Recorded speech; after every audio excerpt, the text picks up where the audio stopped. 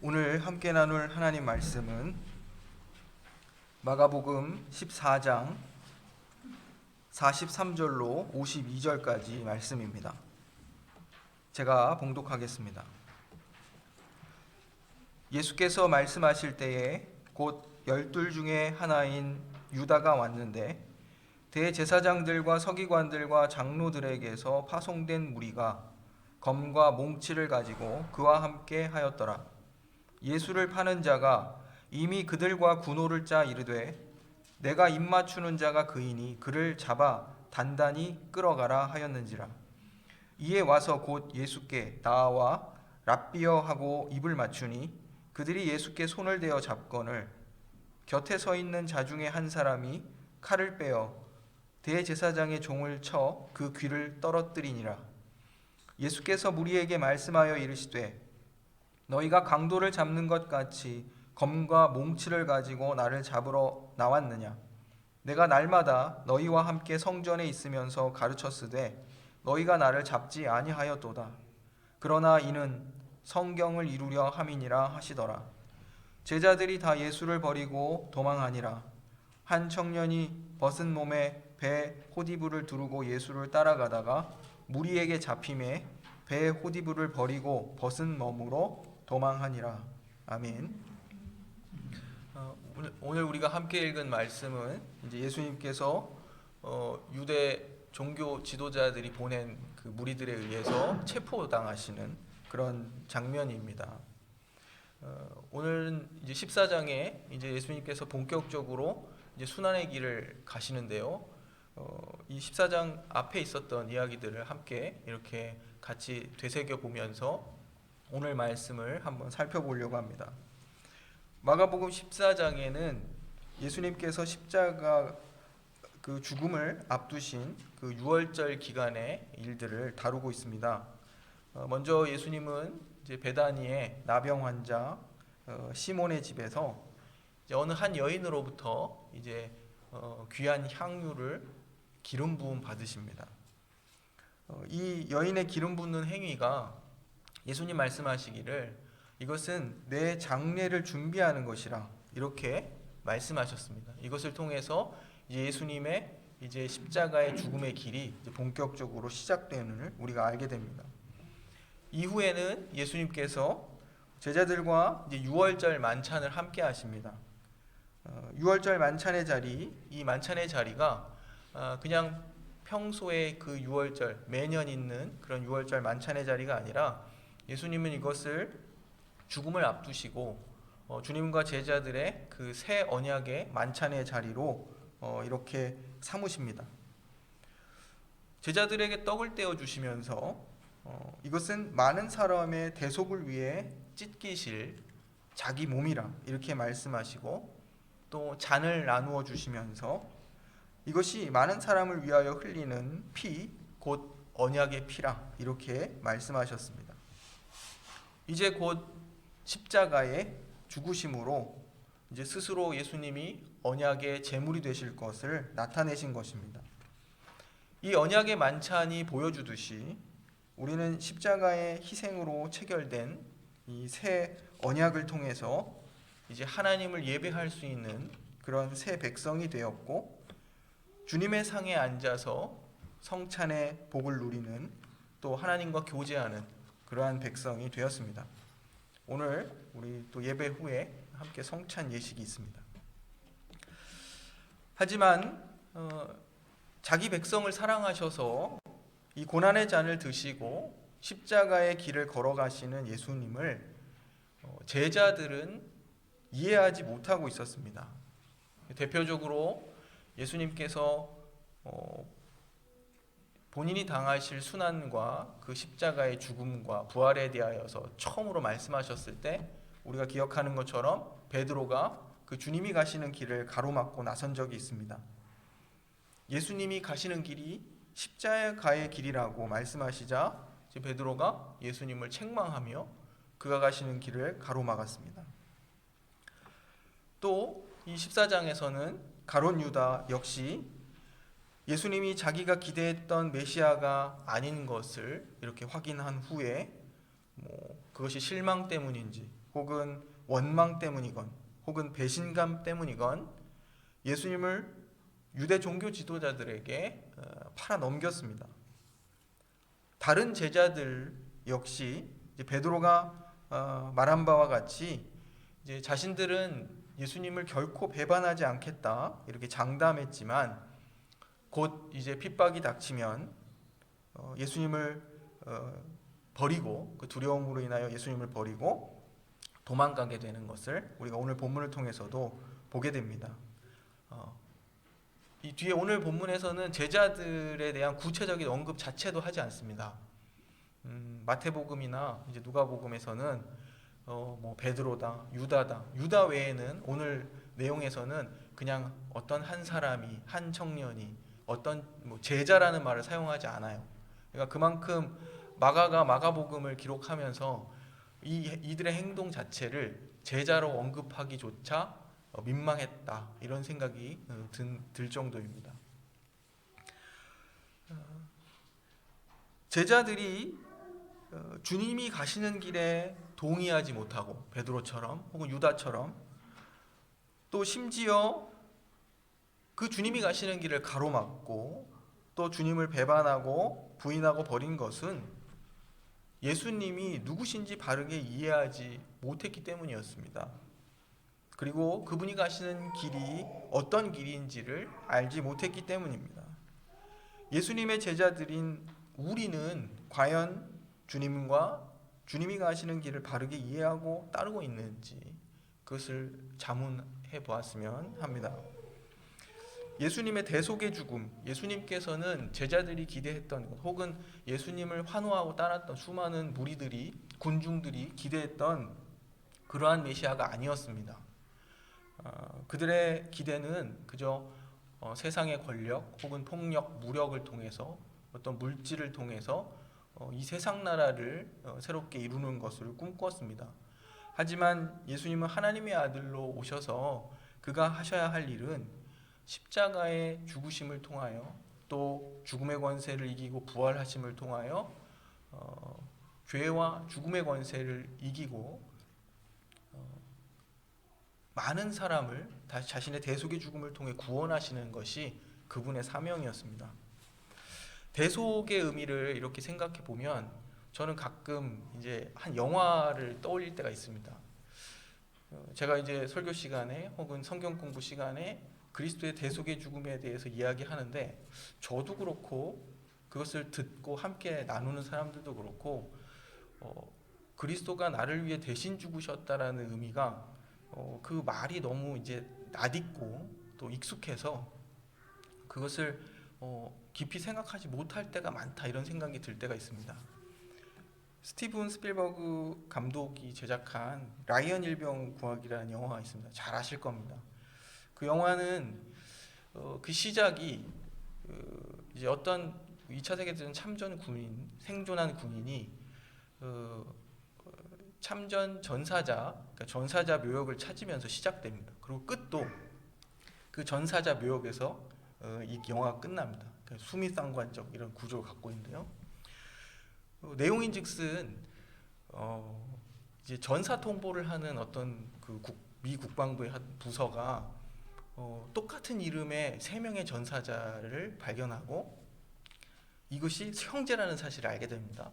그리고 이 형제의 어머니는 한날 3명의 형제의 전사 통보를 받아야 하는 상황이죠.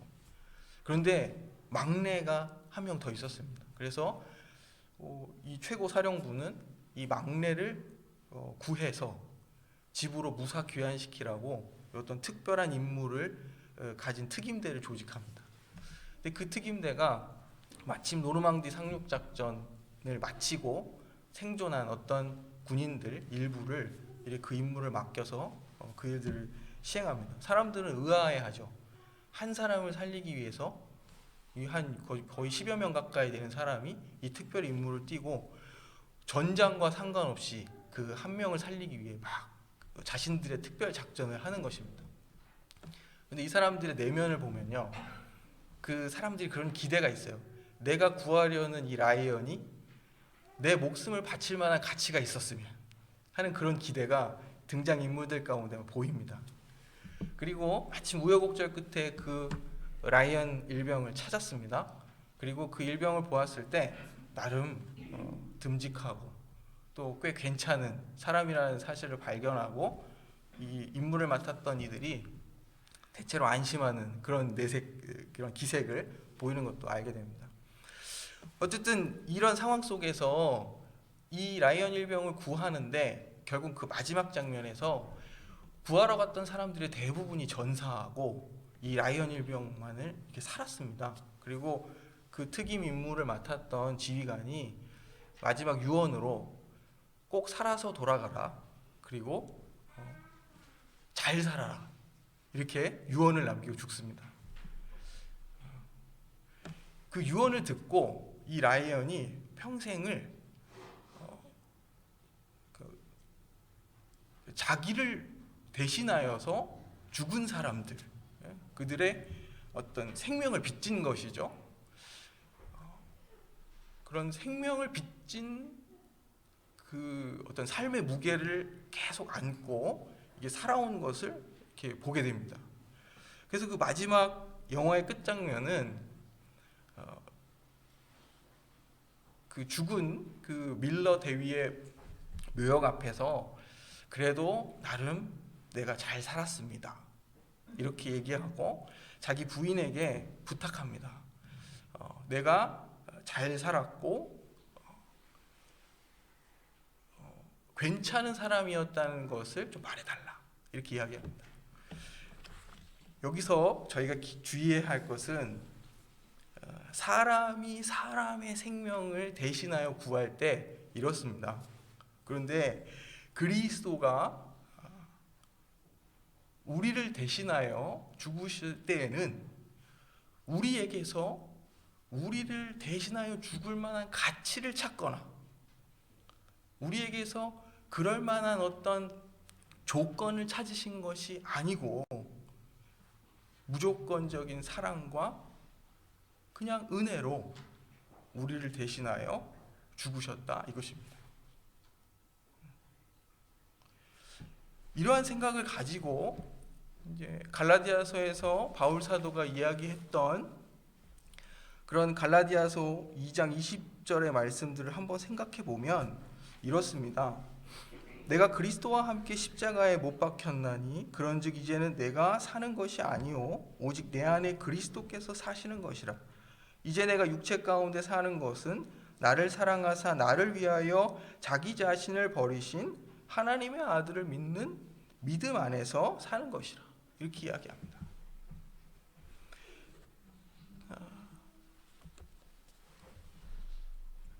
이 그리스도가 우리를 대신하여 죽으셨다는 이 사실, 그리고 그 생명을 빚진 자로서 우리의 삶의 태도는 어떠해야 하는가? 이러한 사실들을 이렇게 마음의 한켠에 이렇게 두고 이 오늘의 말씀들을 계속해서 생각해 보면 좋겠습니다. 예수님께서 세우시는 하나님의 나라는 이 세상의 권력과 폭력과 물질로 세워지는 나라가 아닙니다. 그 나라는 죄와 죽음과 사탄의 세력을 이기고 하나님의 사랑과 의로 통치되는 그런 나라입니다. 그런데 그 나라에 부름받은 제자들은 예수님도 그분의 죽음의 의미도 하나님의 나라도 알지 못하고 제각기 자기들의 기대를 가지고 자기를 위해 예수님을 따르고 있었습니다.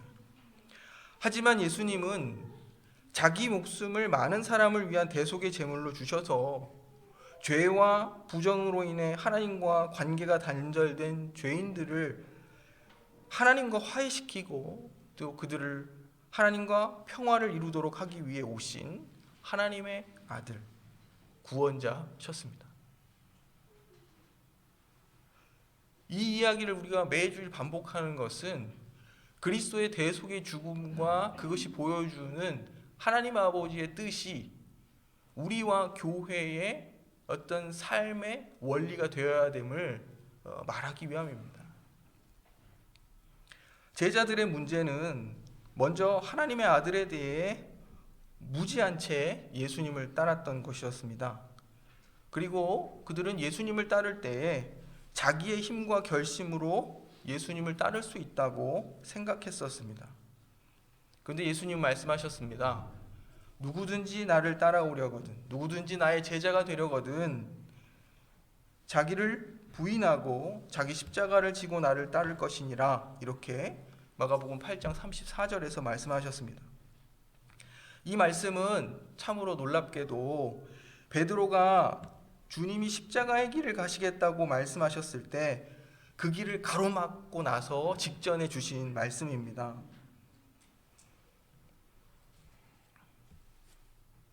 주님의 제자된 우리들, 곧 교회는 늘 스스로를 이 말씀에 비추어서 점검해야 합니다.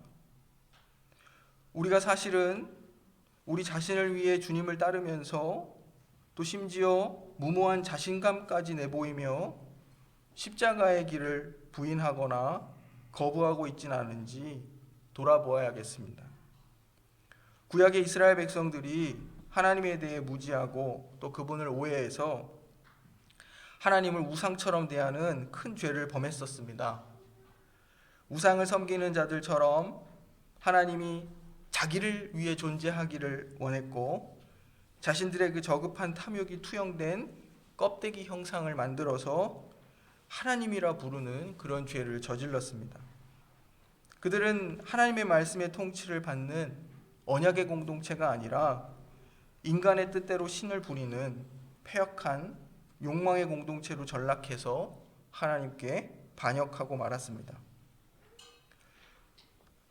예수님의 제자들은 예수님과 함께 언약의 만찬을 통해 새 언약의 관계에 들어갔지만 안타깝게도 예수님을 배반하고 버리고 도망함으로 언약의 관계에 실패했습니다. 이것은 앞서 말씀드린 것처럼 마치 광야의 이스라엘이 시내산에서 하나님과의 언약 체결 후 금세 부패하여서 금송아지를 만들어 언약을 파기했던 것을 떠올리게 합니다. 하지만 예수님은 부활하신 후 먼저 갈릴리에 가셔서 실패하고 넘어진 제자 공동체를 다시 회복하시고 그들을 다시 새 언약 위에 세우시겠다고 약속하십니다. 부활의 주님을 만난 제자들은 주님을 바르게 알고 믿으며 비로소 자기를 부인하는 삶이 무엇인지를 알게 되고 자기 십자가를 지고 주님을 따르는 제자의 도를 이제 걷게 될 것입니다. 우리는 겟세마네에서 기도하셨던 예수님을 살펴봤습니다. 이 겟세마네의 기도를 통해서 우리에게 참된 신앙이 무엇인지, 바른 믿음이 무엇인지, 그리고 바른 기도가 무엇인지를 주님이 가르쳐 주십니다. 예수님은 자기 바람을 포기하는 기도를 하셨습니다. 죽음 앞에서 고민하고 번뇌하고 슬퍼하고 두려워하셨지만 하나님의 뜻이 이루어지기를 마침내 기도하셨습니다. 기도는 하나님을 신뢰하고 의지하는 행위입니다.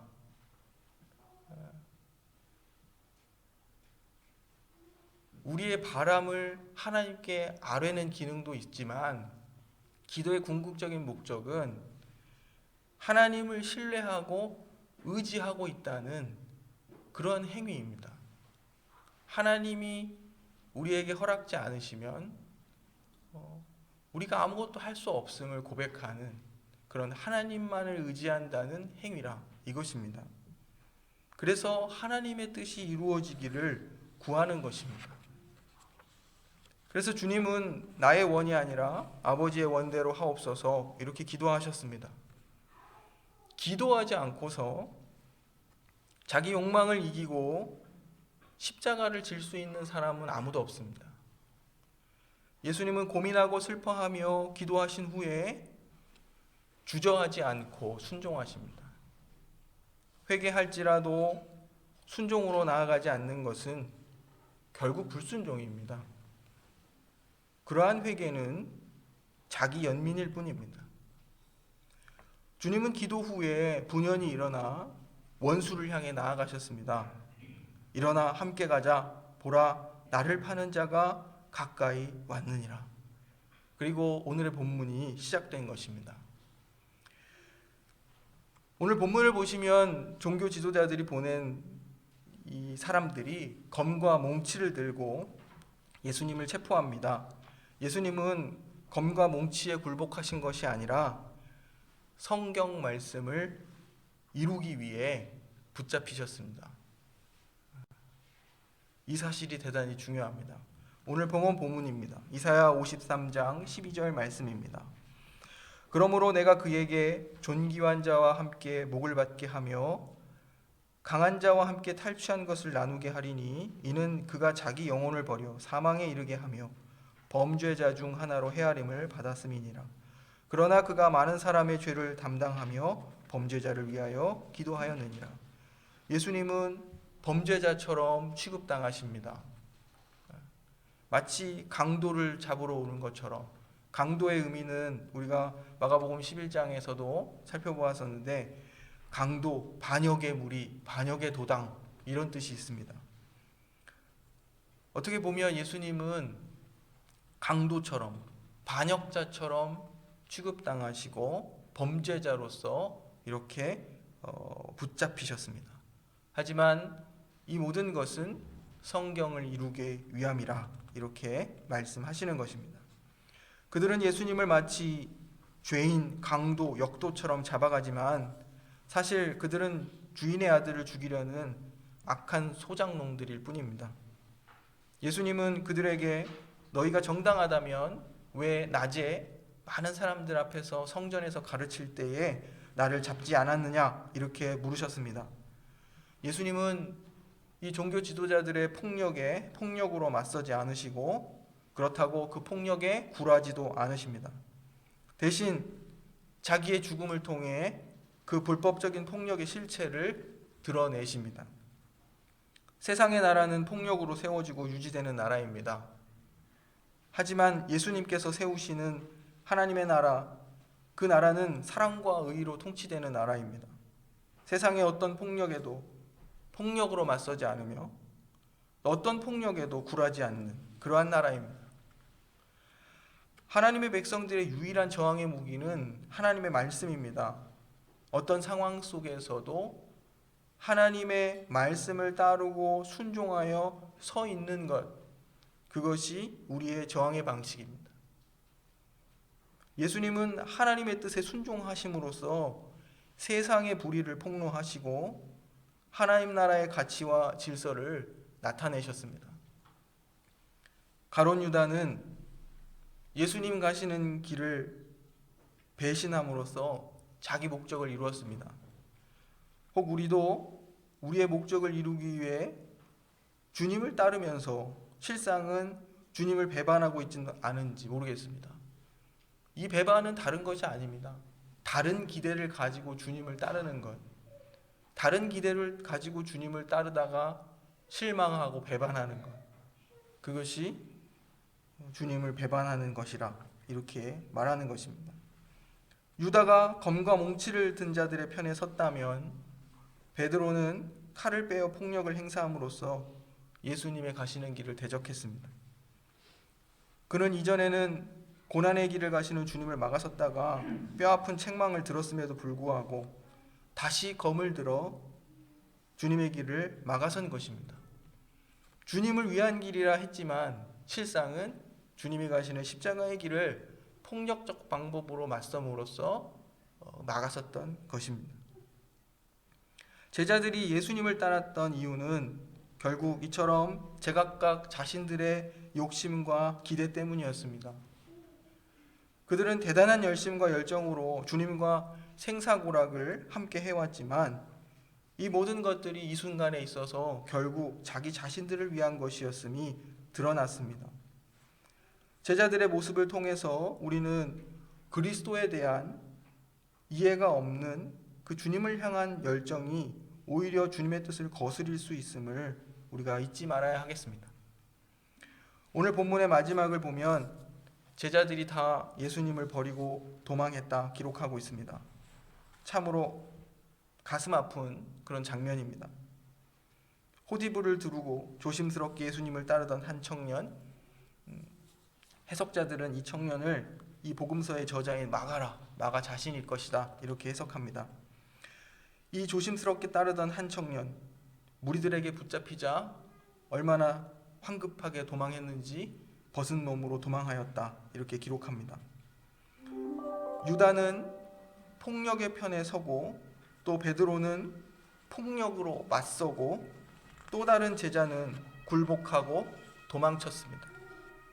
하지만 우리는 예수님처럼 겸손히 하나님을 의지하고 하나님 아버지의 뜻을 이루는 그런 순종으로 나아가기를 간절히 소망합니다. 주님께서 그리도 원하셨던 자기 부인과 자기 십자가를 지는 삶을 살아감으로 우리가 참된 주님의 제자들이 되기를 소망합니다. 기도하겠습니다. 사랑의 하나님, 주님의 대속의 죽음을 생각하며 참으로 그것을 어찌 우리의 이 감사함과 또 이 감사함을 어찌 표현할지 참으로 모르겠습니다. 우리에게 어떤 이유와 가치와 됨됨이를 찾지 않으시고 우리를 구원하신 주님,